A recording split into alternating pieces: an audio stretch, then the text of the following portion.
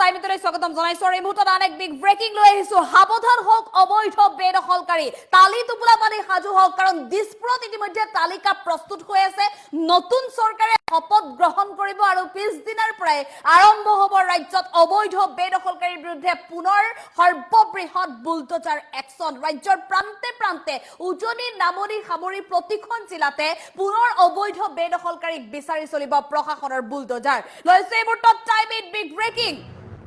সৰকাৰ গঠন কৰিবলৈ মাত্ৰ আৰু দুটা দিন মাজত বাকি আছে দিছপুৰত বেদখলকাৰীৰ বাবে তালিকা সাজু হৈ উঠিছে তালিকা সাজু কৰা আছে গতিকে তালি টোপোলা পাঠি সাজু হ'ব লাগিব এতিয়া অবৈধ বাংলাদেশী থলুৱাৰ ভূমি এৰিবলৈ চৰকাৰী ভূমি এৰিবলৈ সাজু হ'ব লাগিব অবৈধ বেদখলকাৰী 12 তাৰিখে অসমত গঠন হ'ব নতুন চৰকাৰে শপত ল'ব আৰু লগে লগে চলিব একচন চৰকাৰ গঠনৰ পিছতে বাংলাদেশীৰ ওপৰত লোৱা হ'ব ব্যৱস্থা কোনো বাংলাদেশীৰ অসমত স্থান নাই ইতিমধ্যে সাজু কৰি ৰখা হৈছে বেদখলকাৰীৰ তালিকা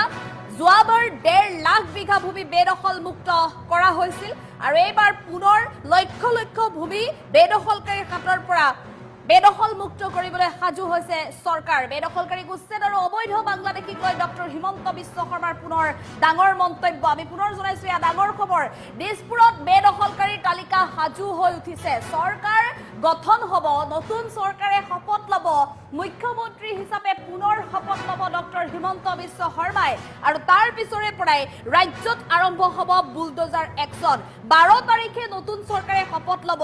আৰু তাৰ পিছদিনাৰ পৰাই উজনি নামনি সামৰি ৰাজ্যৰ প্ৰতিটো প্ৰান্ততে আৰম্ভ হ'ব বুলডোজাৰ একচন ইতিমধ্যে ৰাজ্যৰ প্ৰতিখন জিলাত যিসমূহ চৰকাৰী ভূমি আছে বনাঞ্চলৰ ভূমি আছে কিমান ভূমি অবৈধ বেদখলকাৰীৰ হাতত আছে কিমান ভূমি অবৈধ বাংলাদেশীয়ে ধৰি ৰাখিছে সকলো তালিকা সাজু হৈ উঠিছে সকলো হিচাপ ইতিমধ্যে প্ৰতিটো সমষ্টিৰ পৰা প্ৰতিখন জিলাৰ পৰা নিৰ্দিষ্ট লোকে প্ৰেৰণ কৰিছে দিছপুৰলৈ আৰু সেই যি তালিকা প্ৰেৰণ কৰা হৈছে যি হিচাপ প্ৰেৰণ কৰা হৈছে সেই হিচাপৰ ভিত্তিতে এতিয়া দিছপুৰত তালিকা সাজু কৰি ৰখা হৈছে অবৈধ বেদখলকাৰীৰ মুঠতে বিস্তাৰ নাই অবৈধ বেদখলকাৰী যতেই নাথাকক কিয় ঘৰ দুৱাৰ এৰিবই লাগিব চৰকাৰী ভূমি এৰিবই লাগিব কোনো কাৰণত চৰকাৰে ক্ষমা নকৰে যদি অবৈধ বাংলাদেশীয়ে চৰকাৰৰ নিৰ্দেশ পোৱাৰ পিছত বা এই বুলডোজাৰ একচনৰ ইংগিত পোৱাৰ পিছতো নিজৰ ঘৰ দুৱাৰ এৰি তালি টোপোলা বান্ধি অসম এৰি আঁতৰি নাযায় তেনেহলে প্ৰশাসনৰ বুলডোজাৰ চলিব বাংলাদেশীৰ বাসগৃহত কোনো কাৰণত ক্ষমা নকৰে কোনো কাৰণত এৰি নিদিয়ে পূৰ্বতে যিদৰে অবৈধ বাংলাদেশীৰ বিৰুদ্ধে ৰাজ্য চৰকাৰে কঠোৰ একচন অব্যাহত ৰাখিছিল সকলো বাধা নেওচি ৰাজ্য চৰকাৰ এই একচন অব্যাহত ৰাখি আহিছিল ঠিক তেনেধৰণে এইবাৰো সকলো প্ৰতিশ্ৰুতি পূৰণৰ বাবে ৰাইজক থলুৱা প্ৰতিগৰাকী লোকক খিলঞ্জীয়া প্ৰতিগৰাকী লোকক সুৰক্ষা প্ৰদানৰ বাবে চৰকাৰী ভূমি সংৰক্ষণৰ বাবে চৰকাৰে এই প্ৰতিশ্ৰুতিও পালন কৰিব যিদৰে 1.5 লাখ ভূমি যোৱাবাৰ বিগত বৰ্ষত অবৈধ বেদখলকাৰীৰ হাতৰ পৰা মুক্ত কৰিবলৈ সক্ষম হৈছিল চৰকাৰে ঠিক এইদৰে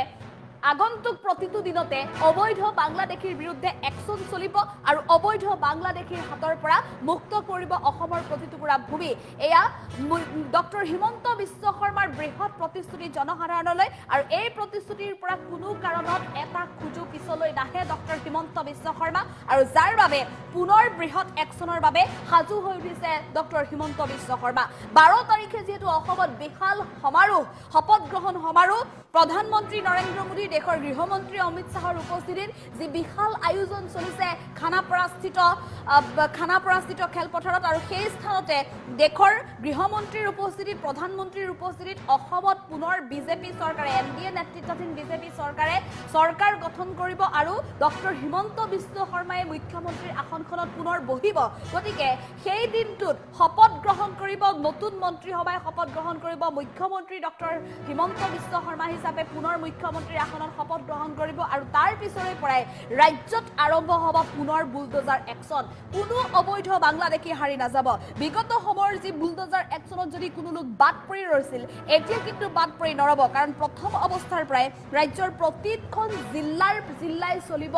এই বুলডোজাৰ একচন যিসমূহ যিসমূহ ভূমি বেদখলমুক্ত কৰিছে সেই বেদখলমুক্ত ভূমিকো সুৰক্ষা প্ৰদানৰ বাবে ৰাজ্য চৰকাৰে এতিয়া অত্যাধুনিক ব্যৱস্থা হাতত ল'ব। মুঠতে অসমৰ বনাঞ্চলৰ ভূমি, অসমৰ খিলঞ্জীয়াৰ ভূমি কোনো কাৰণত অবৈধ বাংলাদেশীৰ হাতত থাকিবলৈ নিদিয়ে আৰু এই প্ৰতিশ্ৰুতিৰে ৰাজ্যত পুনৰ চলিব বৃহৎ একশ্যন। আৰু চৰকাৰ গঠনৰ পিছতে লগে লগে আৰম্ভ হ'ব প্ৰথমটো একশ্যন, বুলডোজাৰ একশ্যন। অবৈধ বাংলাদেশীৰ বিৰুদ্ধে ৰাজ্য চৰকাৰে আৰম্ভ কৰিব এই একশ্যন। আৰু এই সন্দৰ্ভত মুখ্যমন্ত্ৰী ডক্টৰ হিমন্ত বিশ্ব শৰ্মাৰ মন্তব্য আছে, আমি মন্তব্য আগবঢ়াবলৈ চেষ্টা কৰিম।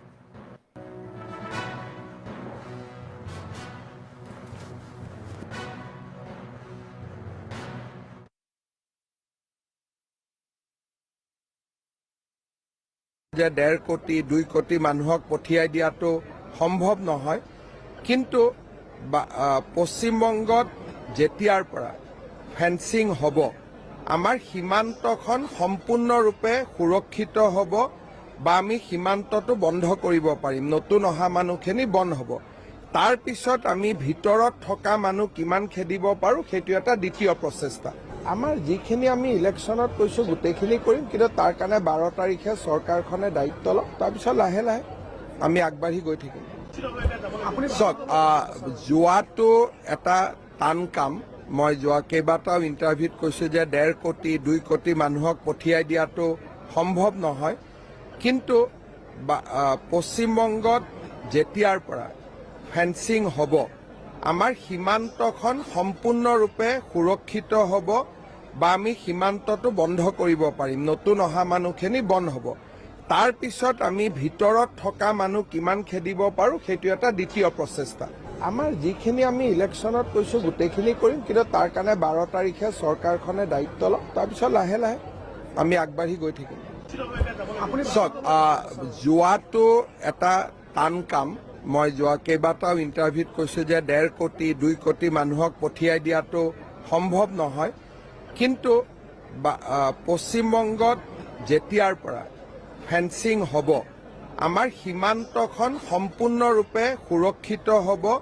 বা আমি সীমান্তটো বন্ধ কৰিব পাৰিম, নতুন অহা মানুহখিনি বন্ধ হ'ব। তাৰ পিছত আমি ভিতৰত থকা মানুহ কিমান খেদিব পাৰোঁ সেইটো এটা দ্বিতীয় প্ৰচেষ্টা। আমাৰ যিখিনি আমি ইলেকশ্যনত কৈছোঁ গোটেইখিনি কৰিম, কিন্তু তাৰ কাৰণে 12 তাৰিখে চৰকাৰখনে দায়িত্ব লওক, তাৰপিছত লাহে লাহে আমি আগবাঢ়ি গৈ থাকিম। চাওক, যোৱাটো এটা টান কাম। মই যোৱা কেইবাটাও ইণ্টাৰভিউত কৈছোঁ যে 1.5 কোটি 2 কোটি মানুহক পঠিয়াই দিয়াটো সম্ভৱ নহয়, কিন্তু পশ্চিমবংগত যেতিয়াৰ পৰা ফেন্সিং হ'ব, আমাৰ সীমান্তখন সম্পূৰ্ণৰূপে সুৰক্ষিত হ'ব বা আমি সীমান্তটো বন্ধ কৰিব পাৰিম, নতুন অহা মানুহখিনি বন্ধ হ'ব। তাৰ পিছত আমি ভিতৰত থকা মানুহ কিমান খেদিব পাৰোঁ সেইটো এটা দ্বিতীয় প্ৰচেষ্টা। আমাৰ যিখিনি আমি ইলেকশ্যনত কৈছোঁ গোটেইখিনি কৰিম, কিন্তু তাৰ কাৰণে 12 তাৰিখে চৰকাৰখনে দায়িত্ব লওক, তাৰপিছত লাহে লাহে আমি আগবাঢ়ি গৈ থাকিম। চাওক, যোৱাটো এটা টান কাম। মই যোৱা কেইবাটাও ইণ্টাৰভিউত কৈছোঁ যে 1.5 কোটি 2 কোটি মানুহক পঠিয়াই দিয়াটো সম্ভৱ নহয়, কিন্তু পশ্চিমবংগত যেতিয়াৰ পৰা ফেন্সিং হ'ব, আমাৰ সীমান্তখন সম্পূৰ্ণৰূপে সুৰক্ষিত হ'ব বা আমি সীমান্তটো বন্ধ কৰিব পাৰিম, নতুন অহা মানুহখিনি বন্ধ হ'ব।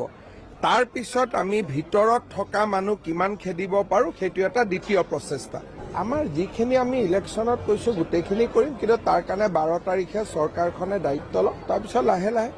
আমি আগবাঢ়ি গৈ থাকিম। চাওক,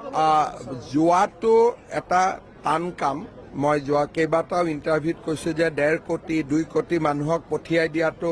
সম্ভৱ নহয়, কিন্তু পশ্চিমবংগত যেতিয়াৰ পৰা ফেন্সিং হ'ব, আমাৰ সীমান্তখন সম্পূৰ্ণৰূপে সুৰক্ষিত হ'ব বা আমি সীমান্তটো বন্ধ কৰিব পাৰিম, নতুন অহা মানুহখিনি বন্ধ হ'ব। তাৰ পিছত আমি ভিতৰত থকা মানুহ কিমান খেদিব পাৰোঁ সেইটো এটা দ্বিতীয় প্ৰচেষ্টা। আমাৰ যিখিনি আমি ইলেকশ্যনত কৈছোঁ গোটেইখিনি কৰিম, কিন্তু তাৰ কাৰণে 12 তাৰিখে চৰকাৰখনে দায়িত্ব লওক, তাৰপিছত লাহে লাহে আমি আগবাঢ়ি গৈ থাকিম। চাওক, যোৱাটো এটা টান কাম। মই যোৱা কেইবাটাও ইণ্টাৰভিউত কৈছোঁ যে 1.5 কোটি 2 কোটি মানুহক পঠিয়াই দিয়াটো সম্ভৱ নহয়, কিন্তু পশ্চিমবংগত যেতিয়াৰ পৰা ফেন্সিং হ'ব, আমাৰ সীমান্তখন সম্পূৰ্ণৰূপে সুৰক্ষিত হ'ব বা আমি সীমান্তটো বন্ধ কৰিব পাৰিম, নতুন অহা মানুহখিনি বন্ধ হ'ব।